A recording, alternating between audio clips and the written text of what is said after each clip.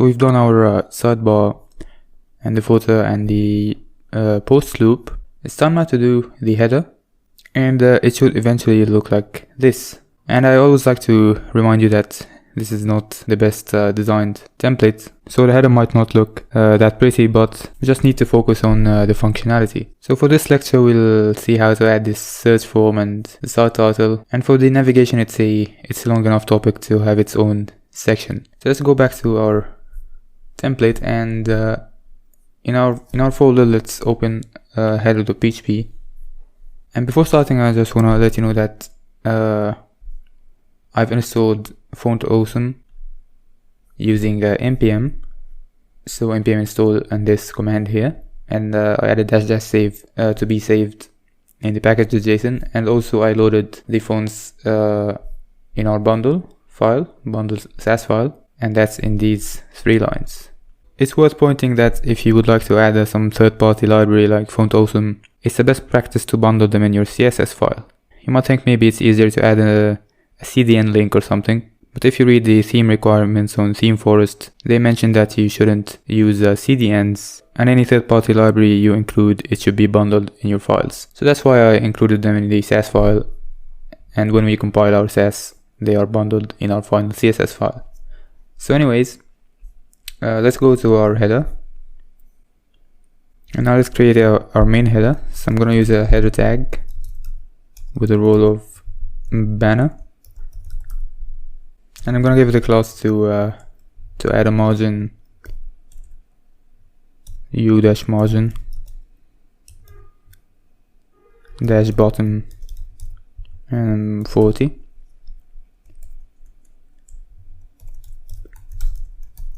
And let's create a div to wrap all of our content in a div.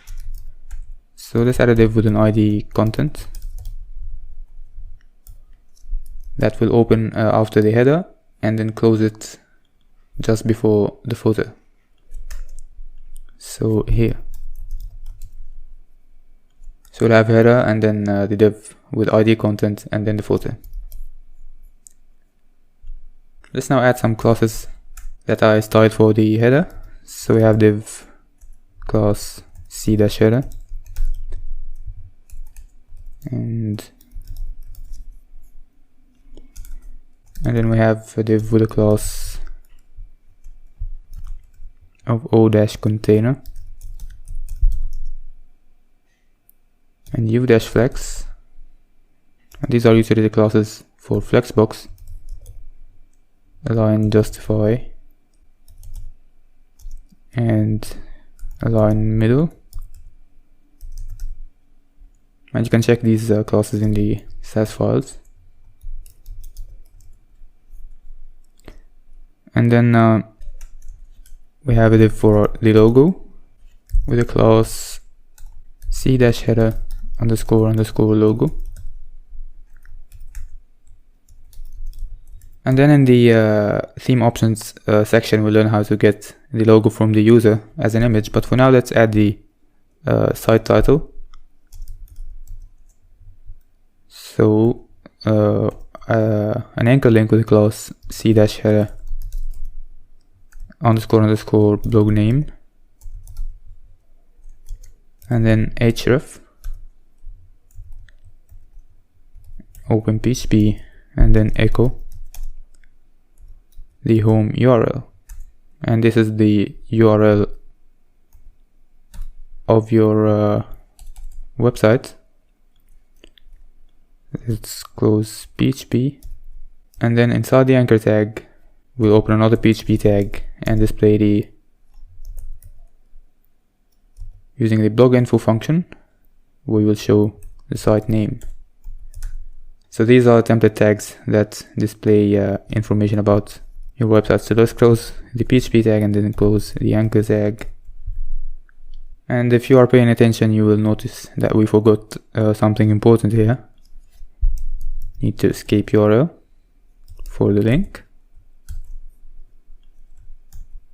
and escape HTML for the blog name.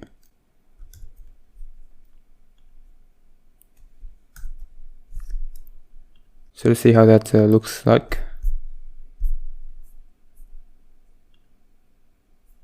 And we have our header now and the site name, and it links to the home page.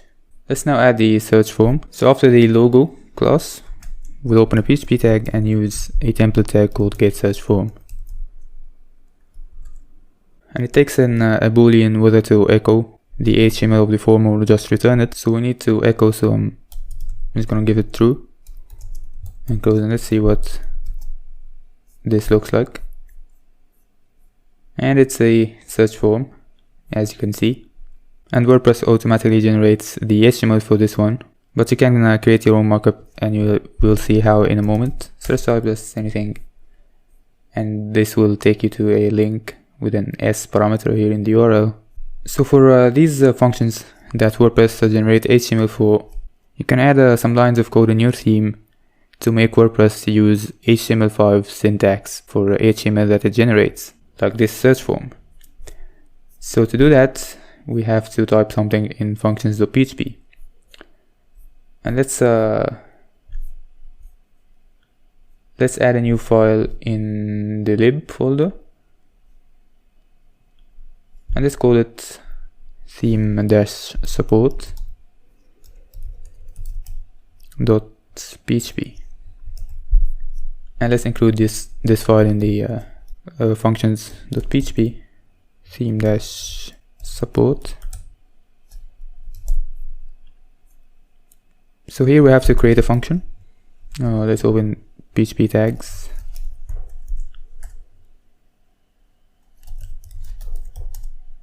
And don't forget your prefix, theme name. And let's call it theme support. And we'll attach this function to a hook, an action hook. So add action. And it's called after setup theme. And then the function name, and we'll ignore the other parameters. So this action is used to add support for features that are not supported by default by WordPress. So for example, one of these features is, remember in the very early lectures when we created this header.php file, and we mentioned that we don't need to add a title tag, and WordPress will generate it automatically using the app-head hook, right? But if we go now to the website, you will find no title, you'll find the URL, and that's because you want to explicitly tell WordPress, I want to support this feature. And that's through the after setup theme action. So inside the function, we can call a function called add theme support, and it takes a feature. So the feature for the title is title tag. So let's save and see our title now. And as you can see in the tab now in the header, there is a title, and it's automatically generated by WordPress. You don't need to do anything. So some other features that we will need to add is, you know, when you create a post, you have an option to add a thumbnail, and this is not supported by default. So we have to explicitly mention that we would like to support this. So post thumbnails, and we'll add the other features throughout the course, but let's add the one that we need now, which is the HTML5. So it's called HTML5, and then it takes an array of things that you want to support HTML5 for. So we have our search form. There's also the comments or comment list, comment form. We have the gallery and the caption. So let's save now, and now our our form will support HTML5 syntax. So that was just a side note. Let's carry on now, and we need now to customize this search form in order to look like this one. And that's why I actually installed the Font Awesome to use this search icon. So let's go ahead now and create our custom form. So in header.php, we call getSearchForm. And getSearchForm, as I mentioned, will generate the HTML for the search form. But before that, it will actually search your theme folder for a file called searchform.php. So in the root theme folder, create a new file called searchform.php, and let's just type some text here.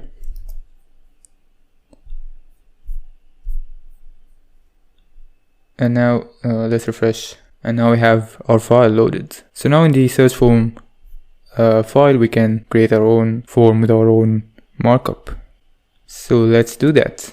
So to create a search form, you'll simply create a normal HTML form.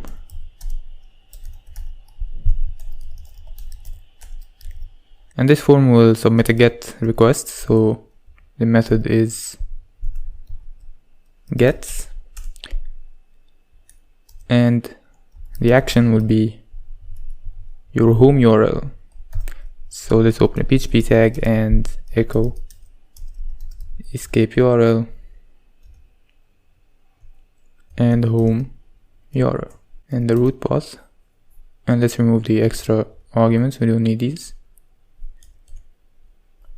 And close PHP and close the form tag. So we now have a form, and now we need a search input. So it's also a simple HTML input of type search.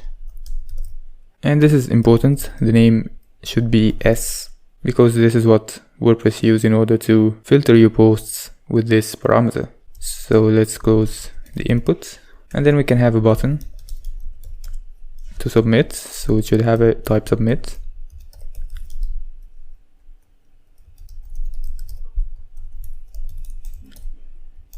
And let's see now.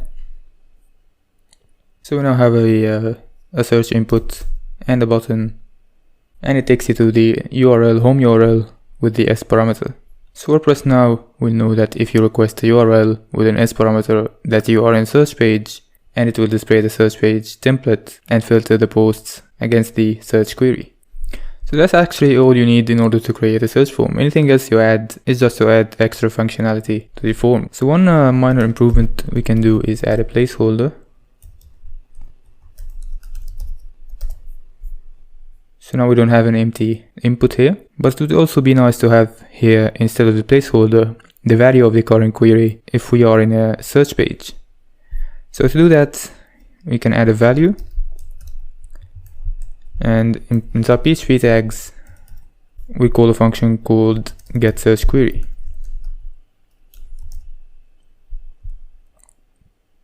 And that will get the search query if there's one, and an empty string otherwise. But notice that this is a value of the value attribute. So it's an HTML attribute, so we should use escape attribute before echoing it.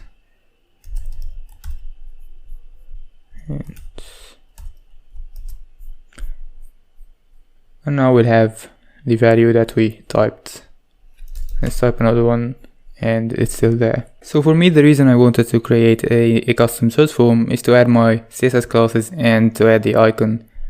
So instead of wasting your time and type the whole thing here, I'm gonna paste it and just walk you through it real quick. So I added a class c-search form, and a label with some classes and some accessibility bit here, screen reader text, because a label needs a text, but in my case I didn't want to display it for styling issues, so I put in a span and give it a class screen reader text. And then we have our input with a class and the placeholder, and the placeholder of course should be escaped and translated. So I used _x here. If you remember, _x will give context to your translated string.